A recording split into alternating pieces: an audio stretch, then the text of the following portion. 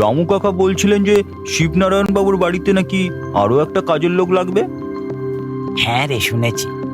রামু কাকা তো আমাকেও বলছিলেন যদি কেউ থাকে কাজ করার মতো তাহলে যেন তাকে অবশ্যই চৌধুরী বাড়িতে পাঠিয়ে দিই।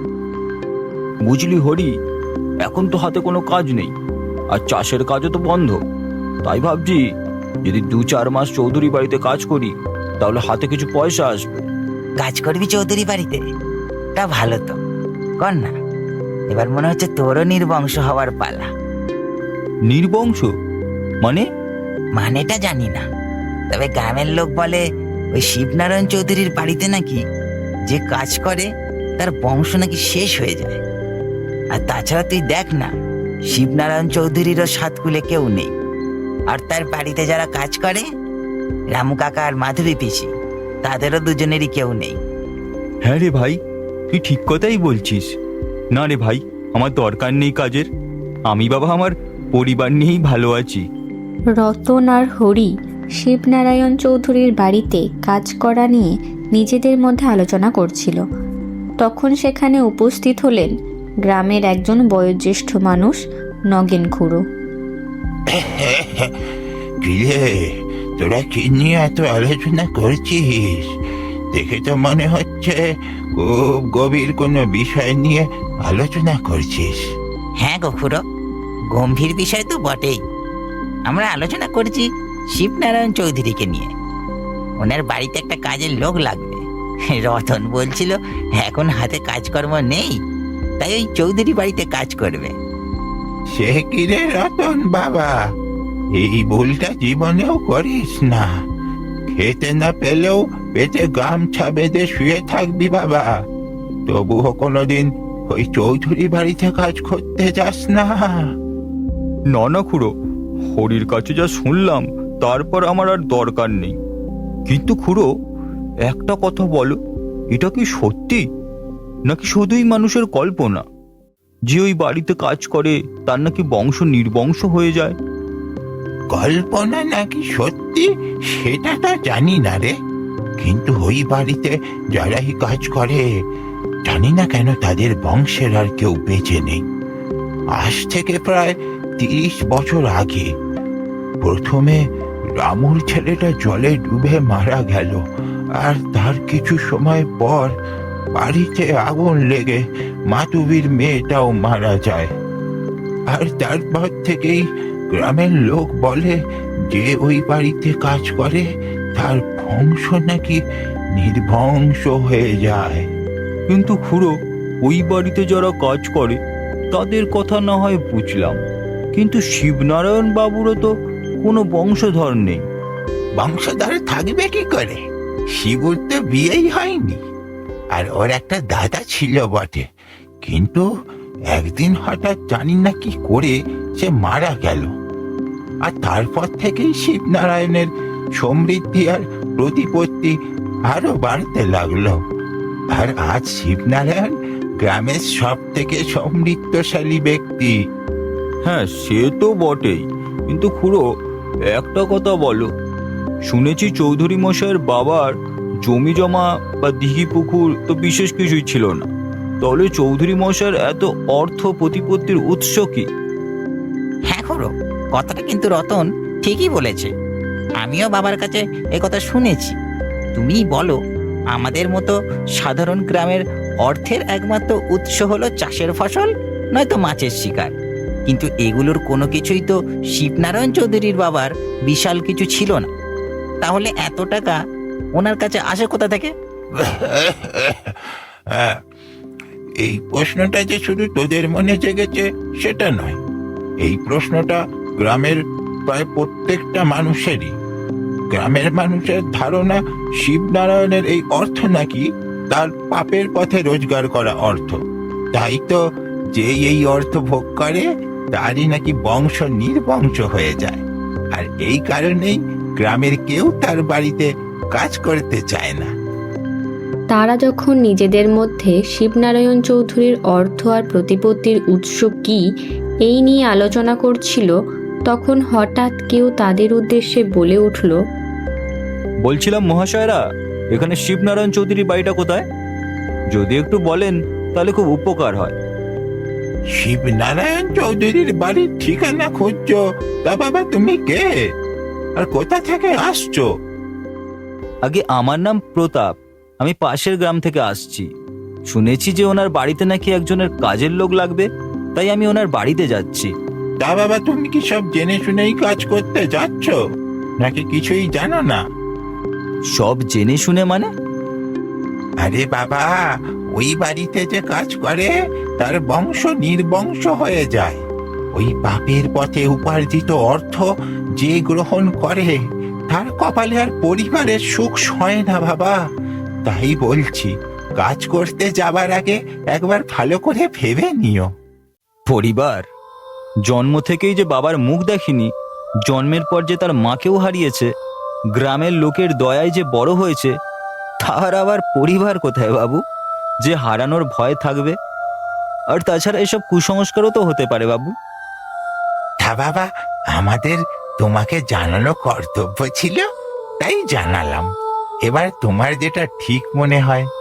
বাবু, গ্রামের মানুষের দয়ায় কোনোদিন খাবার পাই, আবার কোনোদিন খালি পেটেই থাকতে হয়। তাই আমার এই কাজটা খুব দরকার। আর আমি বাঁচলে তবেই তো ভবিষ্যতে আমার পরিবার হবে কি হবে না সেটা নির্ভর করছে। তাই যদি বলেন শিবনারায়ণ বাবুর বাড়িটা কোন দিকে, তাহলে খুব উপকার হয়। তোমার কষ্টের কথা শুনে মনটা খারাপ হয়ে গেল বাবা। শিবনারায়ণের বাড়িটা এই রাস্তা দিয়ে কিছুটা এগিয়ে গেলেই সামনে যে বড় দালান বাড়িটা পড়বে, সেটাই তার বাড়ি। দেখো তোমার ভাগ্যে কি লেখা আছে। ধন্যবাদ আপনাদের। আমি তাহলে এখন আসি, পরে আপনাদের সঙ্গে নিশ্চয়ই দেখা হবে। এই বলে প্রতাপ শিবনারায়ণ চৌধুরীর বাড়ির উদ্দেশ্যে রওনা দিল।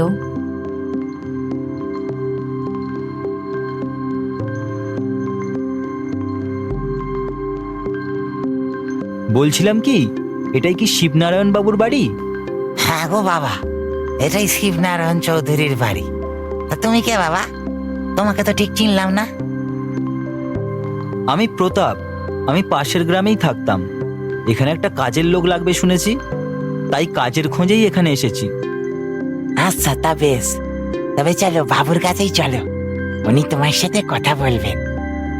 বাবু, এই ছেলেটা পাশের গ্রাম থেকে এসেছে, এখানে কাজ করতে চায়। আচ্ছা, তা তোমার নাম কি ছোকরা? আগে বাবু, আমার নাম প্রতাপ। প্রতাপের সঙ্গে কথা বলতে বলতে শিবনারায়ণবাবু প্রতাপের কপালে থাকা চিহ্নটার উপর এক দৃষ্টিতে তাকিয়ে রইলেন। তা তোমার কপালে ওই চিহ্নটা কিসের? এটা আমার জন্মগত চিহ্ন বাবু। চিহ্নটা যে তার জন্মগত, এটা শুনে যেন শিবনারায়ণবাবু একটু চমকে গেলেন। তা তোমার বাড়িতে কে কে আছেন?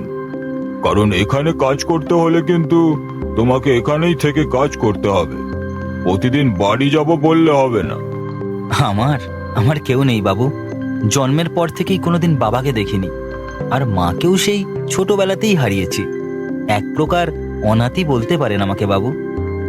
তাই কাজটা যদি আমাকে দেন, আমার খুব উপকার হয়। বাবা মা কেউ নেই?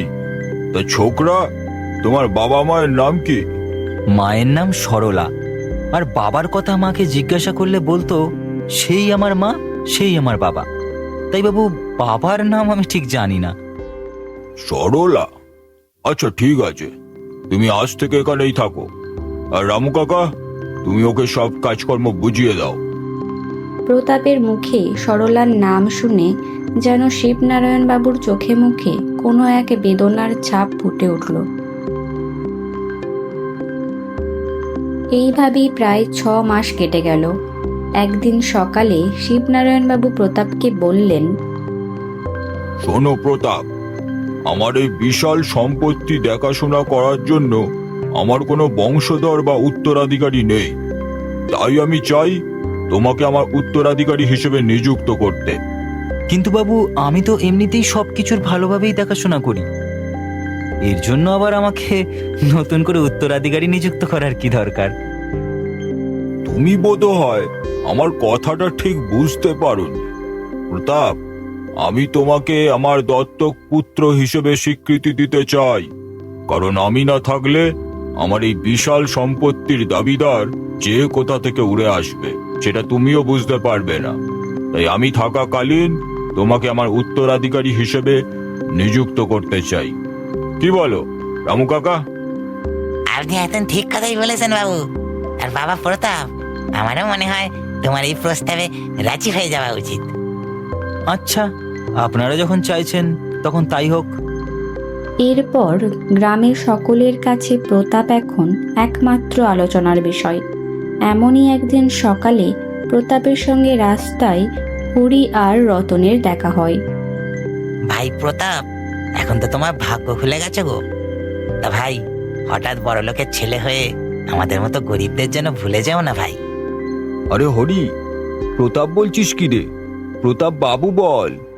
উনি এখন শিবনারায়ণ চৌধুরীর একমাত্র উত্তরাধিকারী। ওনার পাপের অর্জিত সম্পত্তির একমাত্র মালিক এখন প্রতাপ বাবু।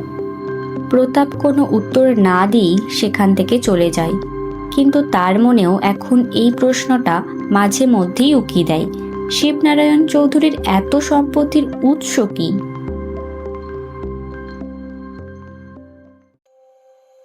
একদিন রাতে সে দেখে শিবনারায়ণবাবু কোথায় যেন যাচ্ছেন। সেও তাই শিবনারায়ণবাবুর পিছু নিল।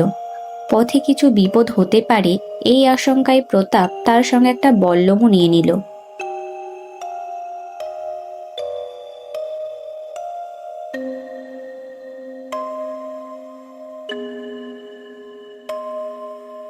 কিছু দূর যাওয়ার পর সে দেখল শিবনারায়ণবাবু যজ্ঞের আগুনের সামনে বসে যজ্ঞ করছেন,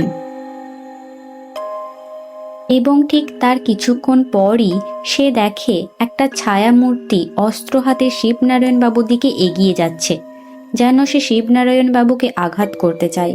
এই সব দেখে প্রতাপ তার হাতে থাকা বল্লমটা ছুড়ে দিল সেই ছায়ামূর্তির দিকে, কিন্তু সেটা গিয়ে লাগলো শিবনারায়ণবাবুর শরীরে। তারপর কোথা থেকে যেন একটা কণ্ঠস্বর ভেসে এলো। বলেছিলাম না ভাই, তুই একদিন তোর পাপের শাস্তি পাবি। দেখ, তোকে আজ তোর নিজের ছেলের হাতেই মরতে হলো। আমি এখন মুক্ত, মুক্ত আমি। এই সব শুনে প্রতাপ হতবাক হয়ে গেল। শিবনারায়ণ বাবু নিজের ছেলের হাতে মরেছেন, কিন্তু উনি যে আমার ভুলে প্রাণ হারালেন, আর ওই কথাগুলোই বা কে বলছিল? এইসব প্রশ্নের উত্তর আমাকে জানতেই হবে, আর এর উত্তর আমাকে বলতে পারে কেবল রামু কাকা। এই ভেবে সে রামু কাকার কাছে গেল তার প্রশ্নের উত্তর খুঁজতে। রামু কাকা, আমাকে সত্যি করে বলো, আমি কে? আর শিবনারায়ণ চৌধুরীর সঙ্গে আমার কি কোনো রক্তের সম্পর্ক আছে? মানে তুমি কি বলছো প্রতাপ? শিবনারায়ণ বাবু তোমাকে দত্তক নিয়েছেন? তুমি তার দত্তক পুত্র? না, তুমি মিথ্যা কথা বলছো। তারপর প্রতাপ রামু কাকাকে সব ঘটনা খুলে বলল। বলেছিলাম না ভাই, তুই একদিন তোর পাপের শাস্তি পাবি। দেখ, তোকে আজ তোর নিজের ছেলের হাতেই মরতে হলো। আমি এখন মুক্ত, মুক্ত আমি। হ্যাঁ প্রতাপ, তুমি শিবনারায়ণ চৌধুরীর সন্তান। আজ থেকে প্রায় 25 বছর আগে তোমার বাবা শিবনারায়ণ এক তান্ত্রিকের কথায় তার দাদাকে মেরে ফেলে, এবং সে তার দাদার আত্মাকে নিজের কাছে বন্দি করে রাখে ধন সম্পত্তি পাবার লোভে। প্রতি অমাবস্যায় সে যজ্ঞ করে তার দাদার আত্মাকে আহ্বান করত। সোনারপুর নামের ছোট্ট এক গ্রাম, চারপাশে সবুজ ধান ক্ষেত, নদীর ধারে তাল গাছ আর পাখির কিচিরমিচির। গ্রামের মাঝখানে এক ছোট্ট ঘরে থাকে এক কিশোরী মেয়ে, নাম তার কুমারী। সে সবার প্রিয়, নিষ্পাপ ও হাসি খুশি স্বভাবের। আজকে আবার আমি ফুল তুলতে যাব। মা বলেছে দুপুরের আগেই ফিরতে হবে। যাও মা, কিন্তু জঙ্গলের ভেতর বেশি দূর যেও না। শুনেছি সেখানে এক জাদুকরি গাছ আছে। জাদুকরি গাছ? ও মা, ওটা কি সত্যি আছে নাকি গল্পের মতো? বুঝি না রে মা, তবে সবাই বলে যার মন ভালো শুধু তাকেই গাছটা কথা বলে। তাহলে আমি তো যাবই, আমি তো খারাপ নই। কুমারী ফুলের ঝুড়ি নিয়ে হাঁটতে হাঁটতে চলে যায় জঙ্গলের ভেতর। রঙিন প্রজাপতি উড়ছে, পাখির গান বাজছে। আহা, এই ফুলগুলো কত সুন্দর। মায়ের জন্য কিছু তুলেই নিয়ে যাব। ও, এটাই কি সেই জাদুকরি গাছ? গাছটা যেন হালকা করে দুলে ওঠে। গাছ গভীর মিষ্টি কণ্ঠে, হ্যাঁ, আমি সেই গাছ। সবাই ভয় পায়, কিন্তু তুমি ভয় পাওনি কেন? তুমি তো ভয়ানক নও, তুমি তো খুব সুন্দর। গাছটা হাসে, তার পাতা থেকে ঝরে পড়ে আলোর ফোঁটা। তুমি নিষ্পাপ বলেই আমাকে দেখতে পেরেছ। আমি সবসময় তাদের লুকাই যারা মিথ্যা বলে, লোভী বা নিষ্ঠুর। তুমি কি আমার বন্ধু হবে? হ্যাঁ, তবে এক শর্তে, তুমি কাউকে বলবে না আমি কথা বলি। বেশ, গোপন রাখবো। গাছটা বলে, আমি তোমাকে 3টি জাদু দিতে পারি, তবে ব্যবহার করতে হবে শুধু সৎ কাজে। 3টি জাদু? কেমন জাদু? প্রথম জাদু হলো যে কোনো শুকনো জায়গায় ফুল ফোটাতে পারবে। দ্বিতীয় জাদু হলো ক্ষুধার্ত প্রাণীকে আহার দিতে পারবে। তৃতীয় জাদু হলো কারো মন খারাপ হলে তাকে হাসাতে পারবে। কুমারী চোখ বন্ধ করতেই গাছের পাতা থেকে 3টি আলোর গোলা এসে তার হাতে বসে। এই আলোগুলোই তোমার জাদু। মনে রেখো, অহংকারে ব্যবহার করো না। আমি তো শুধু ভালো কাজই করব। একদিন ভয়ানক খরা পড়ে। গ্রামের ধানক্ষেত শুকিয়ে যায়। সবাই কষ্টে পড়ে। আকাশে মেঘ নেই, এবার আমরা না খেয়ে মরব। কুমারীর মনে পড়ে তার প্রথম জাদু। সে ধানক্ষেতের মাঝে গিয়ে বলল, ফুলের মতো ফুটে ওঠো, জীবনের মতো বাঁচো। সঙ্গে সঙ্গে বৃষ্টি শুরু হয়। গ্রামবাসীরা চিৎকার করে ওঠে, অদ্ভুত, কুমারী যেন কোনো দেবী। কিন্তু কুমারী কিছু বলেনি। সে শুধু হাসে। একদিন সে দেখে এক বাচ্চা হরিণ জঙ্গলের ধারে খোদায় কাঁদছে।